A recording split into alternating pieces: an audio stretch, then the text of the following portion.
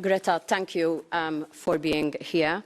I'm representing the Socialists and Democrats, but I'm also here as a mother of 2 children, one aged 5 years and another one aged 2 years. And when you share your concern on the future that people your age and even younger people will have, I feel the same remorse and the same feelings that you are getting. Because today you see here around you a room full of people who are cheering what you are saying.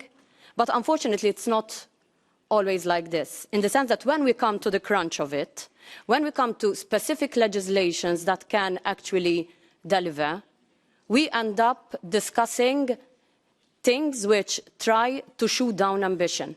So it's not the first time, and I'm sure that colleagues following me can also speak from their experience. It's not the first time that when we are discussing real legislations that can make a difference, we end up shooting down and going back from that ambition because of pressure also from different lobbyists. I'm saying this after I worked on the legislation to reduce CO2 emissions from passenger cars and light commercial vehicles, but I'm sure that colleagues have other experiences as well that they can speak about.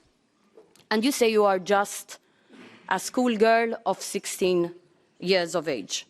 I come from Malta, the smallest island state European Union, and it's not about the age or where you come from, but it's about the determination to actually make a change and actually push for that change to happen. And from what I saw when I was following you, and from what I'm seeing today, that determination you have, and you have a lot of that determination, and it is leaving an impact on many other students around the world, not only students, but also the older generation. I've seen young people going out in the streets, even in my country, to actually make the voice heard when it comes to climate inaction. You say that as a 16-year-old, you're not allowed to vote. And there are some member states that are allowing 16-year-olds to vote.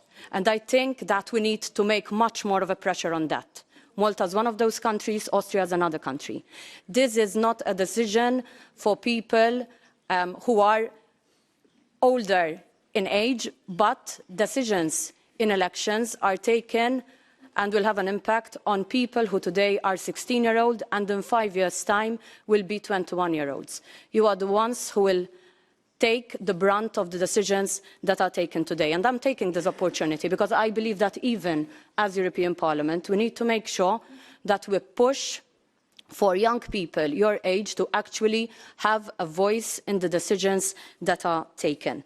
And I'm glad to hear my colleagues say that climate change is the biggest challenge, because I believe that it is the biggest challenge we have and that we need to actually act on it. And if I may, away from the camera lenses and the camera flashes that we are seeing today, I wish, like we all realize, that this is not only about words, but it is about action, because if we do not care of our planet, we will not have economies to take care of or jobs to take care of. And I'm saying this because many times we hear also leaders of countries within the European itself making nice speeches, but then not actually acting upon those speeches. And my colleague was quoting some different people. I would like to close off with a quote you said recently, because it is a quote that remained impressed in my mind. You said we must hold the older generations accountable, and they cannot continue risking our future. We need to get angry, and then we have to transform that anger into action. And it is that action we actually require to actually change things for the better. Thank you.